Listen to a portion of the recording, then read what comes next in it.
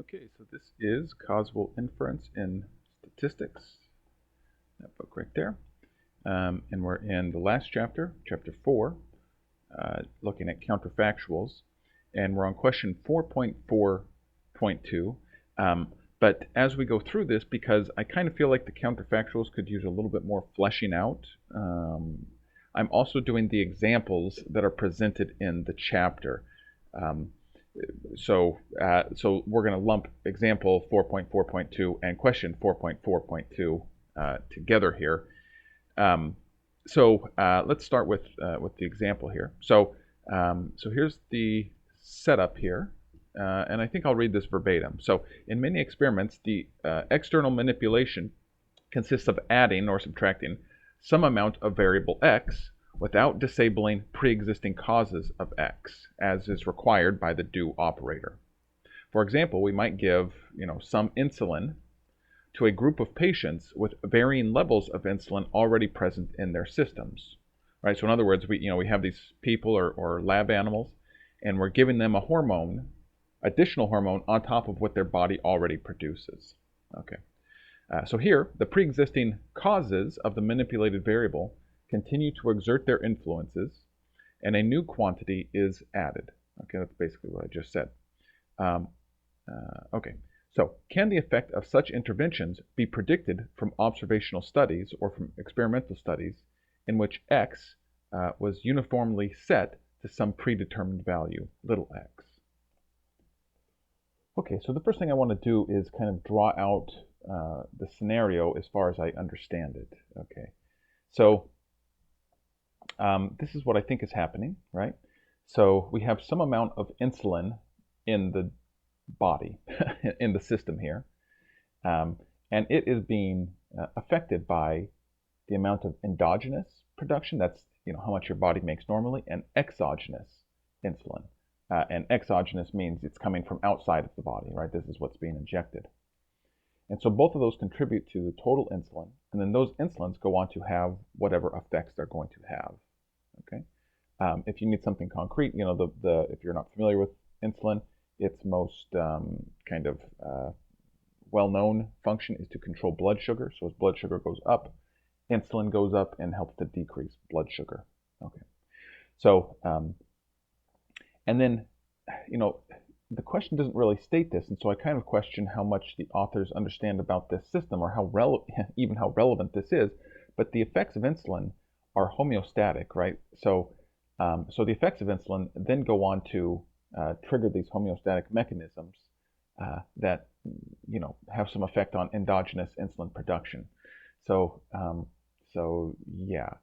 The reason that is a little bit interesting here is all of a sudden we no longer have a DAG, because it's no longer acyclical, right? We actually have a cycle here. That's just the nature of homeostatic mechanisms.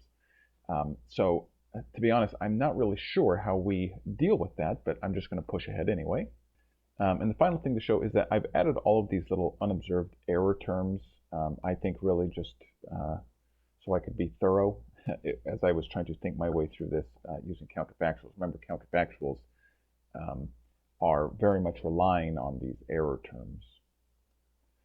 So now the next thing is that I need to try to understand what is being asked for here. So we want to know the effect of such interventions, which I take to mean, exogenous insulin in this example. Can we estimate the effects of these interventions? I guess so, but it's not clear to me then why we need to use counterfactuals in this situation. You're going to notice I have a lot of uncertainty about what is being asked and how to go forward here.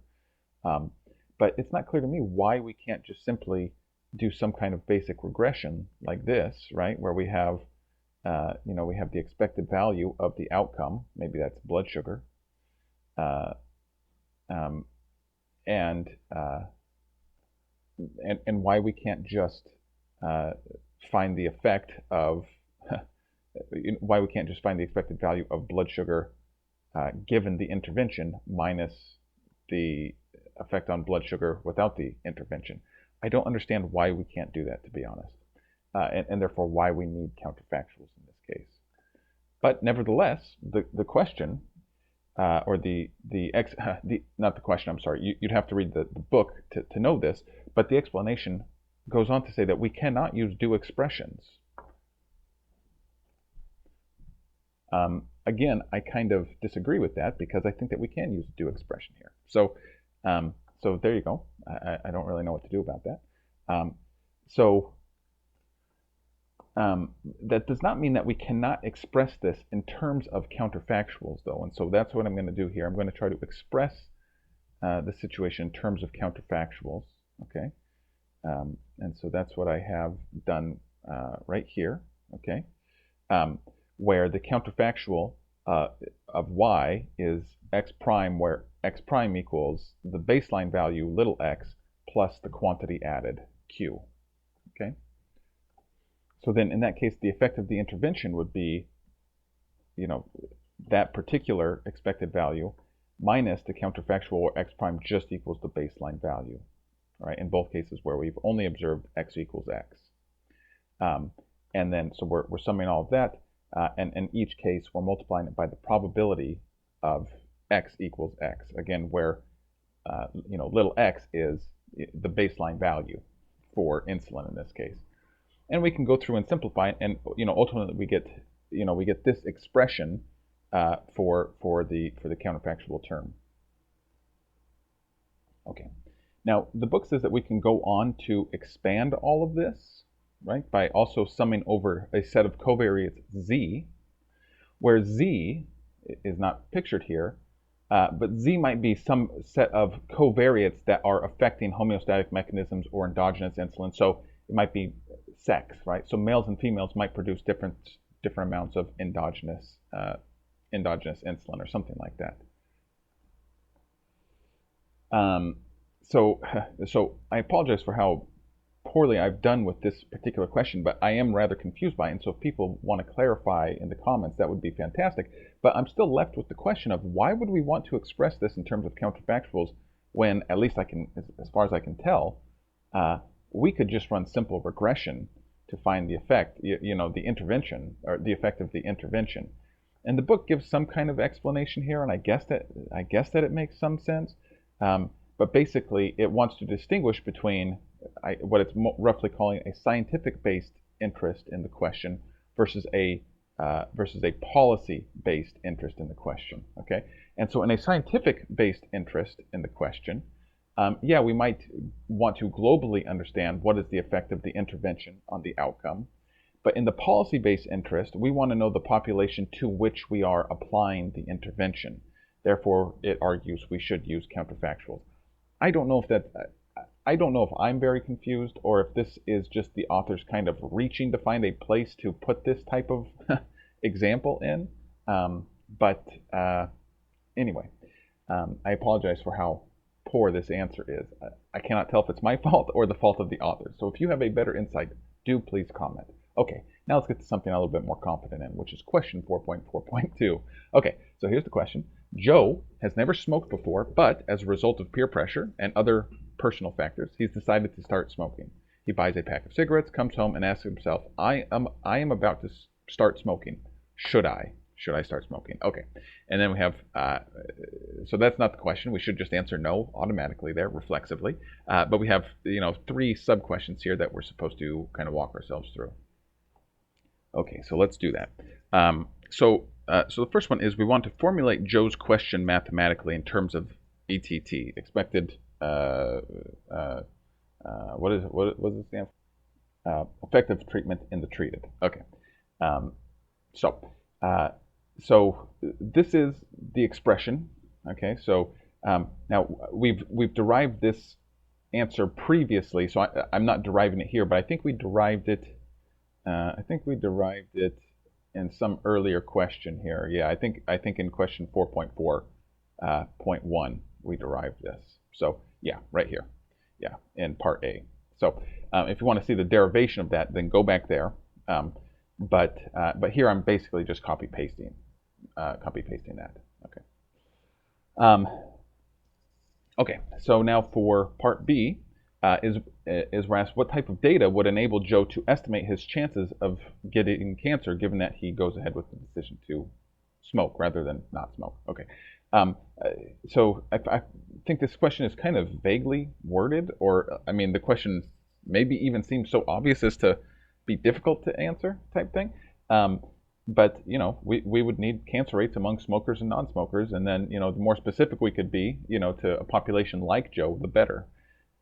So yeah, I mean that's that's basically what we need. Okay, so yeah, I don't know how to give a better answer than that. Okay, but now to see where we can kind of get our teeth into some of this. Okay, so we're supposed to use the data in table 3.1. Okay, so I've just reproduced that here.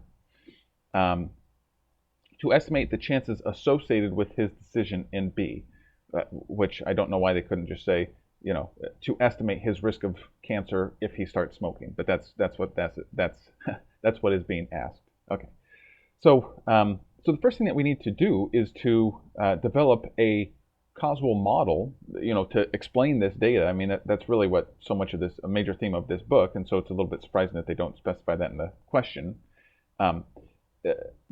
Or give a causal model for the question. But I'm just going to go back to the DAG that was presented in conjunction with this data, okay, where we have smoking causes tar deposits, causes lung cancer. Maybe there's some unobserved variable genotype that's affecting both propensity to smoke and lung cancer. Okay.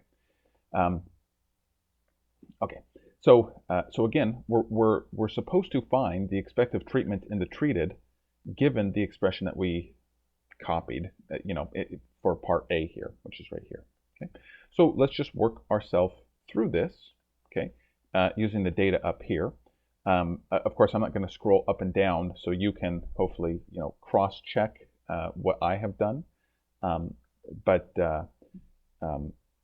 anyway, so the first thing that we need to do is we need to find this guy right here. Okay. Well, it's not the first thing we need to do, but a necessary thing we need to do is to find this guy right here. Okay. Well, we know from earlier discussions in the book that given this type of a causal model, we need to apply the front door adjustment here. Okay. So so I have done that here, but I'm not going to talk about it because you can go to earlier parts of the chapter or earlier parts of this playlist, to understand the front door criterion and the front door modification or adjustment. But roughly speaking, it should be equal to this right here. Okay. And so if we go, if we just try to find the appropriate values in the table and just begin plugging them in, so I've just gone through step by step by step, we get the probability of cancer given do not X, right, is this right here. Okay. And so now that we have, this term right here, we can plug that into our expression and then just try to fill out the rest of the, find the rest of the terms in the table. And so that's what I've done, right? So, all of these terms can be found in the table except for this one, which we just derived, and we come out with this. Okay. And now notice that this value, so this is the ETT, this is the effect of smoking in smokers, this is the effect of smoking in smokers. Okay. So there's an increased risk of about 5% or so. So in other words, since that value is greater than 0, there's an increased risk of cancer if Joe starts smoking. All right. So there you go. I guess that's really the end of the question. Maybe just to tie this in, it's just striking me here. So even though this was not formally asked, but Joe is asking himself, should he start smoking? Okay. Well, in this case, we just know that his risk of lung cancer is going up. But really, we would need to know, we want to know a lot of other things about smoking before we just said no. For instance, perhaps Joe gets a lot of social reinforcement, and it feels really good to smoke or something like that, and those outweigh that increased risk of cancer, etc. Or maybe he has a high risk of certain dementia-related conditions, and smoking maybe decreases those chances, and so maybe there's a trade-off between one or the other. But anyway, all that's to say that none of this actually answers the question that Joe is asking himself. That's just an observation here that's not particularly relevant. But anyway, we'll call that good.